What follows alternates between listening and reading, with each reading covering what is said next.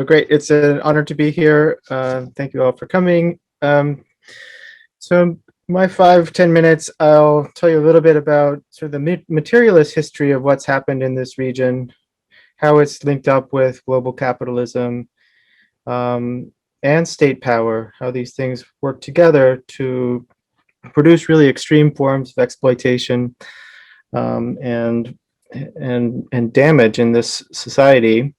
I first went to the Uyghur region back in 2003 as an undergraduate student. And then I lived there for 2 years doing research, learning Uyghur, learning Chinese, interviewing migrants who were coming to the city of Urumqi, which is the capital of the region, to try to understand what was driving them off of their land to the city, and then what kind of life they found for themselves as they got to the city, how they experienced policing in that space, which was already quite difficult in 2014 and 15, and then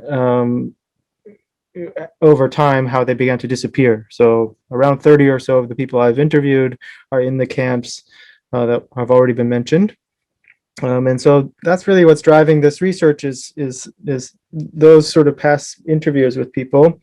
But I've also been looking a lot at government documents related to this system, and most recently been working with the Intercept, looking at internal police files from the city of Urumqi from 2017 to 2019 that really give very granular, detailed information about people detained, why they were detained, how mosque attendance dropped from 80,000 people to 130 something over the span of 1 year, and how that was a success of the system because they had put checkpoints at the entrance of the mosque, and they had detained so many people that these people would stop going to the mosque. So they were kind of congratulating themselves on doing good work. Okay, but to sort of unpack this at a more macro level, we need to go back to the 1990s, which is when China was opening up to the West, was becoming a manufacturer for the world, was starting to supply, Europe and the United States with low wage manufacturing, low wage made goods, products that anyone could buy. And to fuel that economy, they needed natural resources. They needed oil and natural gas. They needed cotton and tomatoes. Around a quarter of the world's tomatoes and cotton come from the Uyghur region, or 20 to 25%. And 20 or so percent of Chinese oil and natural gas are in this region. So in the 90s, the state began to send large numbers of Han people into the Uyghur region, especially into the southern part of the region, to really build out the infrastructure and get those natural resources. So really it was acting as a kind of peripheral colony at that point. Very similar to the way Alaska, provides oil for mainland United States. This, of course, had a lot of effects on the Uyghur society. The cost of living began to rise. Uyghurs were excluded from the natural resource sector in terms of jobs. Land was seized to make space for it. And these protests over time initially were called separatism, but over time became referred to as terrorism, especially after 2001, which is when, and September 11th, which is when terrorism as a discourse entered China for the first time and started to be applied, of course, to Muslims in China. And today, if there is a terrorism event in China, it is only done by a Muslim person. So there's a very clear, transfer of Islamophobia that comes from the West to China. A Han person does a mass killing in a school or in a bus or something, and that's not to be described as terrorism. That's described as a mass killing. But if a Muslim does the same act, of course, it's because of their faith and their people.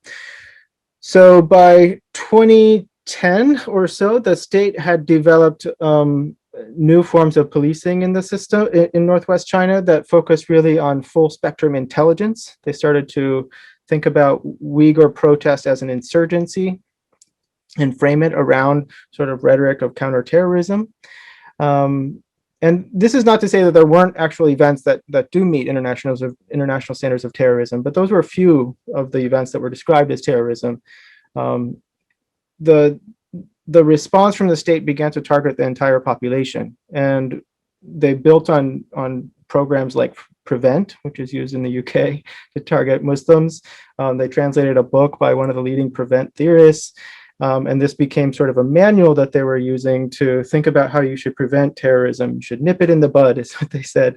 And so you had to detain people who had the tendencies of ever becoming radicalized or extremist, which meant basically 10 to 20% of the population. The vast majority of the people that were sent to the camps because they had done something wrong online, that they had accessed a news story about global piety movements, about what was happening in the Middle East, which is the Arab Spring, those sorts of things. They had used a VPN, they had used a WhatsApp on their phone, really minor things that really are not a crime at all. And not really an indication of a crime in the making, but was conflated and what decided that these people should be detained. There's of course this ethnic component to it. The underlying all of this is a kind of colonialism. They want Uyghur land, and they want Uyghurs to submit, they want Uyghurs to assimilate, they want Uyghurs to stop speaking their own language. And so the camp system is also part of that. It's about transforming the population. Fast forward to 2018, the camp system is now in the news, and the state is really trying to think about ways of redirecting the narrative. They talk about how the camp system is being closed down, how people are graduating, and we see at the same time that they're talking about the camps as becoming a carrier of the economy. The development ministry in Xinjiang said this very directly, that it's now at the same level as oil and natural gas in terms of driving the economy, because the camps are attracting so many companies to set up factories. And so inside the camp enclosures or nearby them, we see lots of industrial parks being built. The state has said that they want to move 1 million textile jobs from Eastern China to Xinjiang by 2023. And most of them are going to be in the Muslim majority areas. Really what's happening is a kind of offshoring where, because labor prices are rising in Eastern China, already some jobs are going to Vietnam and Bangladesh from China. Now they have this subject population in Northwest China that can be put to work at very low wages or no wages at all. And so there's a kind of internal offshoring that's happening inside the space, a kind of what a Marxist would say, super exploitation. So that means that these workers are being put to work at very low wages inside the confinements or directly related to the confinements that they had been in previously. They know that they can be sent back to the camp if they don't work as they're supposed to. The factory owners themselves are often selecting the workers from inside the camps. So there's a very direct relationship between the camp and the factory. I'll wrap up because I know I'm going long. What's at the heart of all of this is a transformation of the population. There's a capture of the institutions of the society. Islam, the language, the family structure itself is all being torn apart or erased. And we see something similar happening in Hong Kong with institutions there being captured, the legal system, the grassroots political system being targeted by state authorities coming from the mainland. So I think we should think about these things as part of similar processes, even though the extreme forms of coercion that are in Xinjiang are not yet fully present in Hong Kong. It's not as though they're that dissimilar. So I'll stop there. Thanks.